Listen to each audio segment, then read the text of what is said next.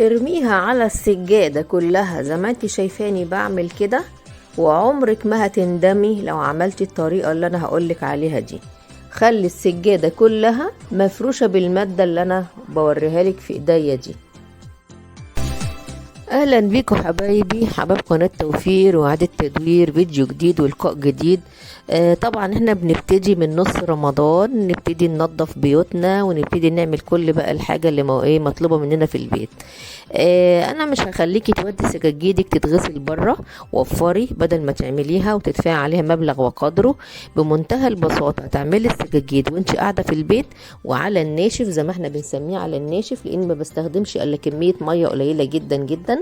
شوفيني هعمل لك السجاجيد ازاي، شوفي الطريقة بصراحة هتعجبك. انا طول عمري بعمل سجاجيدي بالشكل ده، لان انت في البداية بتحافظي على السجاجيد، ما بتخليهاش تتبهدل بهدلة جامدة ومتضطريش توديها للراجل عشان تنضفيها في المغسل.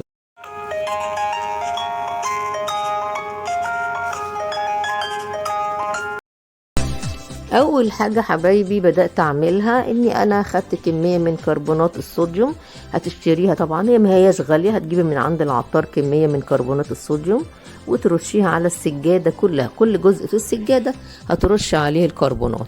اذا كان عندك بيكنج باودر خسران في البيت وما استخدمتهوش، حطي برضو البيكنج باودر على السجاده.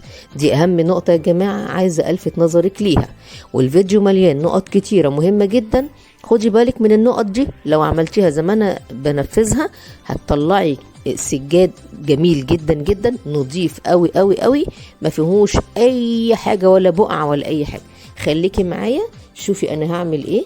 هتسيبي بقى السجاده بعد ما رشيت عليها كده، هسيبها لمده نص ساعه او ساعه زي ما انت عايزه تسيبيها. بعد انا ما تركت الكربونات على السجاده فتره، ابدا بقى اكنس السجاده عادي جدا، الم الكربونات من عليها زي ما انتوا شايفيني بشتغل كده. وبفضل ان هي تكون مقشه خشنه، انا مش عايزه المقشه الناعمه. الخشنه هتبدا وهي بتعمل لك السجاده بتلملك معاها اي حاجه. احنا في الاساس بنلم الكربونات اللي احنا رشيناها على السجاده، هتلملك اي بقايا خيوط، هتلملك اي حاجه موجوده على السجاده. وزي ما بقول باكد عليكم ان هي تبقى ايه، المقشه بتاعتك خشنه.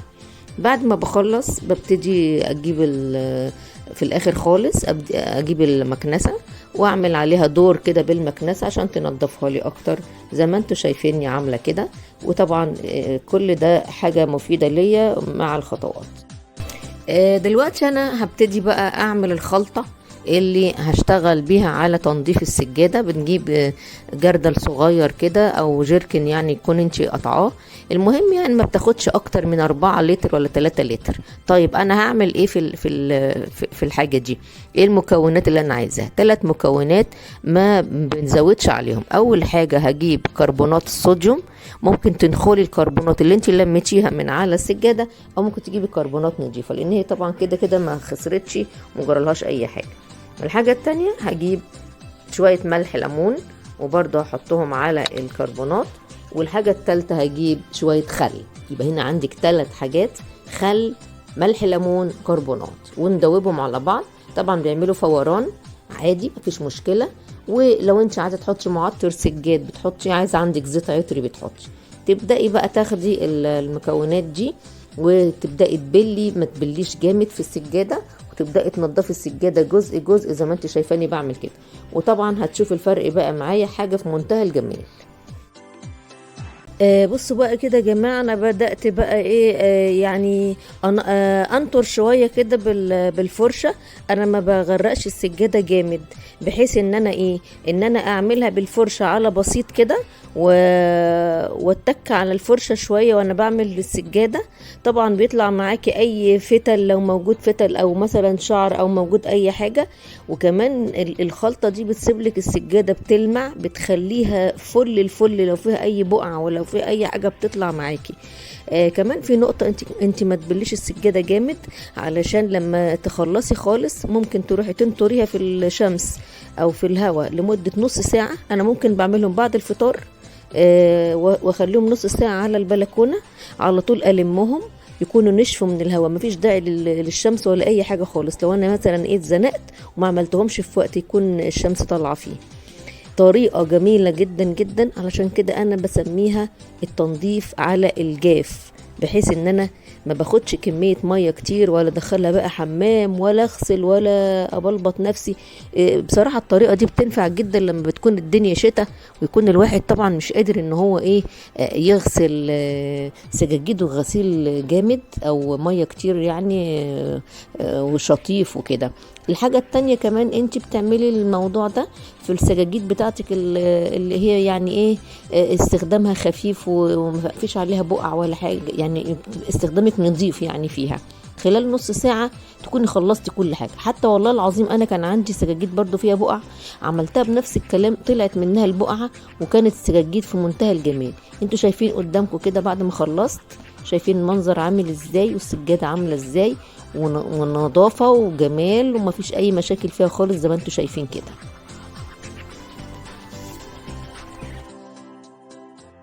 لسه مستمرين برضو في التنظيف بتاع السجادة زي ما انتوا شايفين كده. الشكل بدأ يبان، بدأ النظافة تبان طبعا على السجادة. انا بس عايزة الفت نظر كل حاجة مهمة قوي.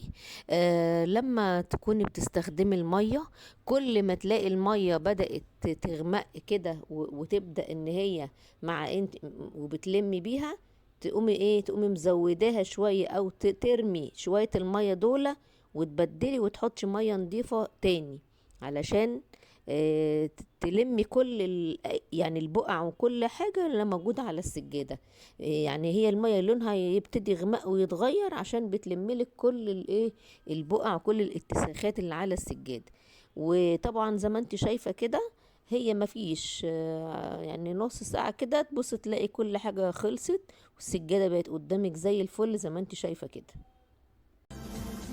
والحمد لله يا جماعة، فرشنا السجادة اهو، ونبتدي بقى ان شاء الله نكمل كل الحاجات اللي ورانا بعد ما نشفت. ايه رأيكم؟ زي الفل اهي. اظن طبعا الحمد لله بيضنا وشنا من المنظر الكئيب الاولاني. وايه رأيكم كده في التنظيف على الجاف؟ ومش محتاج اي مجهود، هي نص ساعة السجادة بتتنضف معاكي، تبقى زي الفل، تنشف تبقى زي الفل، ولا تغسليها بقى ولا تعملي اي حاجة ولا تبلبطي الدنيا مية ولا اي شيء من ده. والمنظر كده قدامنا اهو. ويا ريت النهارده يكون الفيديو ده افاد ناس كتير، ويعني يعرفوا الطريقة دي بتاعة تنظيف السجاد على الجاف ومن غير ما يغرقوا الدنيا مية. وطبعا اهو احنا شغالين كده جنب السرير اهو، مفيش اي مشكلة خالص. يعني بص، انا هي كانت مفروشه جنب السرير، كنا بنشتغل في نفس المكان دوت قبل ما تنشف السجاده. وزي ما انتم شايفين اهو المنظر جميل جدا يا جماعه، مش محتاجين اي حاجه ولا نغرق الدنيا ولا اي شيء. ويا ريت الفكره تعجبكم باذن الله، واكتبوا لي رايكم، لو اي تعديلات اي اضافات قولوا لي عليها. انا كده بقى خلصت سجادي وخلصت الحاجات اللي انا يعني كنت المفروض ان انا هعملها. انا المرة دي ما عملتش كل السجاجيد، انا عملت اجزاء معينة عشان كنت عاملة قبل رمضان الاجزاء التانية. وبرضو يعني انا بوريكم السجادة التانية وبوريكم الطرقة اللي انا عاملة فيها برضو المشايات والحاجة. طبعا هي بتبقى طريقة بسيطة زي ما انتوا شفتوا معايا، ما بكلفش نفسي اي حاجة. بجيب المكونات اللي انا قلتها في اول الفيديو وابتدي اعملهم بالمكنسة الاول، وبعد ما بخلص خالص وببتدي افرشهم ادوس عليهم بالمكنسة مرة تانية. وده كده انا كده يبقى خلصت سجادي. بتمنى ان الطريقة تكون عجبتكم جميعا وتكون طريقة سهلة، بدل ما اقعد الف بقى سجاجيدي وانزل واكلف نفسي مصاريف علشان اغسلهم. هي طريقة سهلة جدا، وممكن في اي وقت عايزة تعملي الطريقة دي وانت فرشاهم مفيش مشكلة خالص، ممكن تعملي من غير ما تشيليهم، بس تكوني مشغلة بقى المروحة جامد عليهم علشان ينشفوا على طول. بتمنى الفيديو يعجبكم وتكون الطريقة بسيطة. واذا كنت عجبتك الطريقة النهاردة يا جماعة، ما تنسوش الاشتراك والاعجاب بالفيديو، الاشتراك في القناة علشان يوصلكم مني كل جديد بإذن الله. عام سعيد علينا وعيد سعيد علينا جميعا يا رب، وألقاكم بإذن الله في فيديو قادم.